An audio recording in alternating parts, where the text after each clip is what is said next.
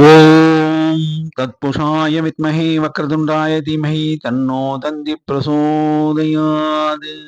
ஆன்மீக ஜோதிட அன்பர்களுக்கு வணக்கம் கூறும் உங்கள் அன்பன் அஸ்ட்ரோ சிவக்குமார். குரோதி வருடம் கார்த்திகை மாதம் 30ஆம் தேதி ஞாயிற்றுக்கிழமை, ஆங்கிலம் 15ஆம் தேதி டிசம்பர் மாதம் 2024வது வருடம். இன்றைய திதி பௌர்ணமி திதி மாலை 3:13 மணி வரை உள்ளது. இன்றைய நட்சத்திரம் மிருகசீட நட்சத்திரம். நாளை விடியற்காலை 3:37 மணி வரை உள்ளது. இன்றைய நல்ல நேரம் காலை 7:45 8:45 மணி வரை, மாலை 3:15 4:15 மணி வரை. ராகு காலம் 4:30 மணி முதல் 6 மணி வரை. குளிகை மதியம் 3 மணியிலிருந்து 4:30 மணி வரை. யமகண்டம் 12 மணியிலிருந்து 1:30 மணி வரை. இன்று சந்திராஷ்டமம் பெறும் நட்சத்திரம் சுவாதி நட்சத்திரம் ஆகும். சுவாதி நட்சத்திரத்தில் பிறந்தவர்கள் முக்கிய பணிகளை செய்ய வேண்டாம். அவ்வாறு செய்ய ஏற்படின் அவர்கள் விநாயகர் கோவில் சென்று சிதறு தேங்காய் உடைத்துவிட்டு பின் துர்க்கை அம்மனுக்கு அல்லது காளி அம்மனுக்கு நல்லெண்ணெய் தீபம் ஏற்றி வணங்கிய பின் செய்யலாம். முக்கிய பணிகளை தவிர்த்து மாமூல் பணிகளை செய்வது உத்தமம். இன்றைய ராசி பலன்களை இப்பொழுது காணலாம். மேஷராசி அன்பர்களே, இன்று ஏதோ உங்கள் மனதில் ஒரு சில கவலைகள் தோன்றும். அதன் பொருட்டு சில குழப்பங்களும் மனதில் வரலாம். அவற்றை நீங்கள் பொருட்படுத்தாதீர்கள். இன்று நீங்கள் செய்ய வேண்டிய ஒரே காரியம், காலை பிள்ளையார் கோவில் சென்றுவிட்டு பின் சாயங்காலம் நீங்கள் சரவேஸ்வரரை போய் வணங்கினால் உங்களுக்கு எல்லா விதத்திலும் நன்மை கூடும். இன்று பணவரவு தனவரவு உண்டு. ரிஷபராசி அன்பர்களே, இன்று ஏனோ உடல் அசதி ஏற்படும். அதன் மூலம் மனச்சோர்வும் உண்டாகலாம். அவற்றை பொருட்படுத்தாதீர்கள். காலையில் கோமாதா என்ற பசு அன்னைக்கு கீரையோ பழங்களோ வாங்கி கொடுத்து பின் நீங்கள் சிவாலயம் சென்று சிவபெருமானுக்கு வில்வம் சாற்றி நெய் தீபம் ஏற்றி வணங்கிய பின் உங்கள் காரியங்களை செய்யலாம். இன்று நீங்கள் சாயங்கால வேளையில் சரபேஸ்வரரை 4:30 6 மணிக்குள் ராகு காலத்தில் வணங்கினால் உங்களுக்கு எல்லாவித பலன்களும் கிடைக்கும் என்பது திண்ணம்.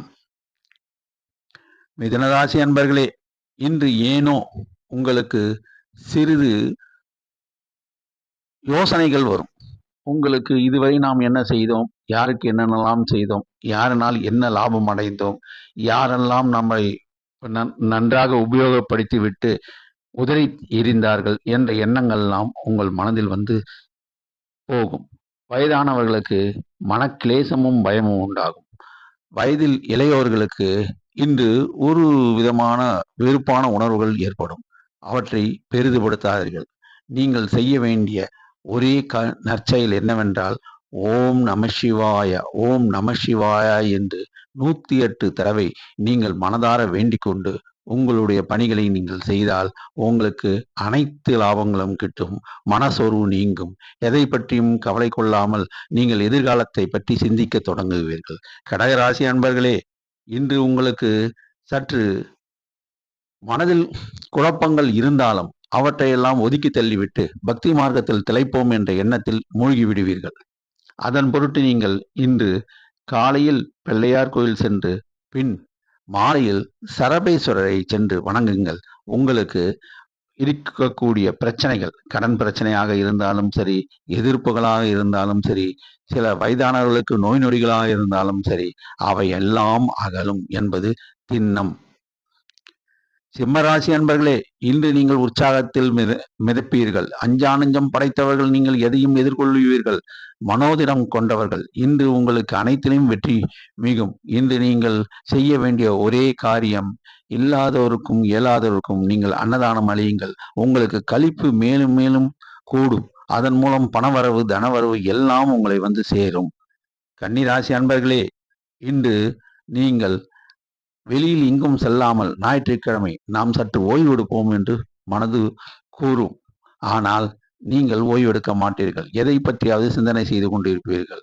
அதிலும் அஸ்த நட்சத்திரத்தில் பிறந்தவர்கள் சும்மாவே இருக்க மாட்டார்கள். அவர்கள் எதையாவது ஒன்றை பற்றி யோசித்துக் கொண்டிருப்பார்கள். ஏதாவது ஒரு செயலை செய்து கொண்டிருப்பார்கள். ஆகவே நீங்கள் இன்று அமைதியாக இருந்து ஓம் நமோ நாராயணாய நமக, ஓம் நமோ நாராயணாய நமக, ஓம் நமோ நாராயணாய நமக என்று 108 தடவை சொல்லுங்கள். உங்களுக்கு அனைத்து காரியங்களும் வெற்றிகரமாக முடியும். பணவரவு தனவரவு இரண்டும் உண்டு. துளாராசி அன்பர்களே, இன்று சுவாதி நட்சத்திரத்தில் உள்ளவர்களுக்கு சந்திராஷ்டமம் என்பதால் சிறிது மனதில் கவலை தோன்றும். அதை பற்றி கவலைப்படாமல் நீங்கள் செய்ய வேண்டியது என்னவென்றால், பிள்ளையார் கோவிலுக்கு சென்று பின் துர்க்கை அம்மன் அல்லது காளி அம்மனுக்கு நல்லெண்ணெய் தீபம் ஏற்றி வணங்குங்கள். எல்லா வகையிலும் உங்களுக்கு லாபங்களும் தனவரவும் கூடும், எதிர்ப்புகள் அகலும்.